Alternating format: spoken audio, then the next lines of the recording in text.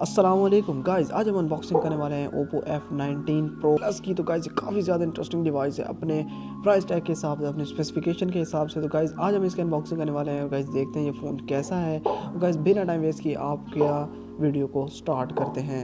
और गाइस इसके अलावा चैनल पर नया आके चैनल को सब्सक्राइब करके बेल आइकन जरूर प्रेस कर लिया करें, क्योंकि इस टाइप की इंटरेस्टिंग वीडियोस मैं लेकर आता रहता हूँ। तो गाइस चलिए वीडियो स्टार्ट करते हैं।